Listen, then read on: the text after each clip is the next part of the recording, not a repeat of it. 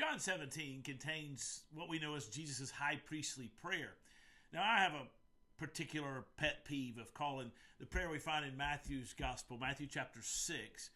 We typically call it the Lord's Prayer. We recite it together every Sunday morning when we worship. We think about our Father who art in heaven, hallowed be thy name, and so on and so forth. We call that the Lord's Prayer, and it in some senses is the Lord's Prayer. It's what he taught his disciples to pray. But my pet peeve is that that's actually a prayer Jesus taught his disciples to pray, more so than what we find in John chapter 17, which is truly the Lord's Prayer. John chapter 17 is what we call the high priestly prayer, or the Lord's Prayer, when he prays it after he had interacted with his disciples in John chapter 13, 14, and 15, and 16. He prays for them as he is preparing to be arrested. And he goes off by himself in the Garden of Gethsemane. Now we catch a glimpse of this prayer in Luke, Matthew, and Mark as they give us the prayer that Jesus prays regarding his sacrifice, his impending sacrifice, regarding the cup of judgment that he is about to drink that the Father has given unto him. Jesus in those Gospels says, famously in the Garden of Gethsemane, he says, Lord, if it be your will, take this cup from me, but nevertheless your will be done than mine. Chapter 17, I think, is an expanded version of that prayer. Jesus takes off into the garden by himself, but James, John, and Peter are within earshot of Jesus, and so they could hear him pray prior to falling asleep.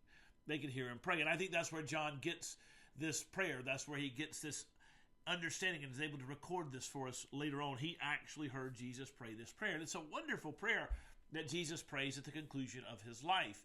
A couple things that I think are worth noting. The first is verses 1 through 5 deal with the reality of eternal life. And they tell us that eternal life is knowing the Father and the one whom he sent. Verse 3 says that this is eternal life, that they know you, the only true God, and Jesus Christ whom you have sent. Jesus' entire purpose, we know from the beginning of John's Gospel, but also from our study of the Gospels themselves, Jesus' entire purpose was to come and reveal to us who God is. It's one of the themes that John gives us from the very beginning in that prologue. That he is the revelation of God. He is the one who makes God known to us. You want to know who God is? Look to Jesus. Simply.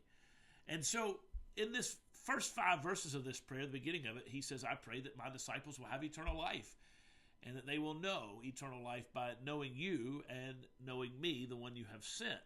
And again, that's a theme that John brings to the foreground because Jesus is the way, the truth, and the life. No one comes to the Father except through him. He is the one who is the resurrection and the life, and so on and so forth. We know who God is because we know who Jesus is. The second part of this prayer, verses 6 through 19, have to do with the disciples themselves, the 12 that Jesus has with him.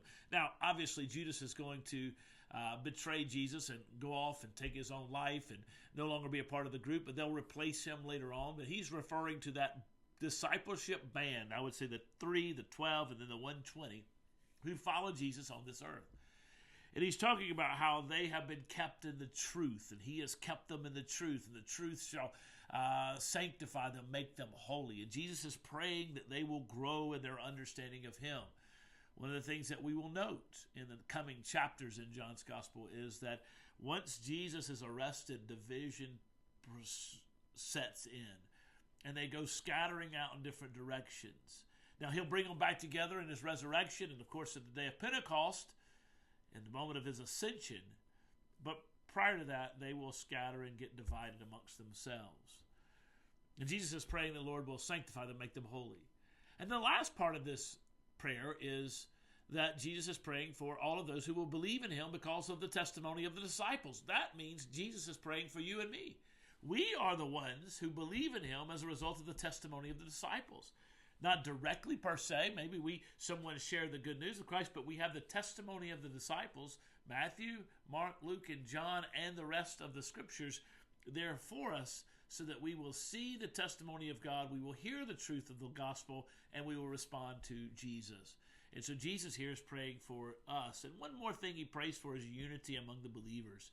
We'll hit that up next time. But this is a beautiful prayer, and I hope it encourages your heart to know that Jesus has prayed for you.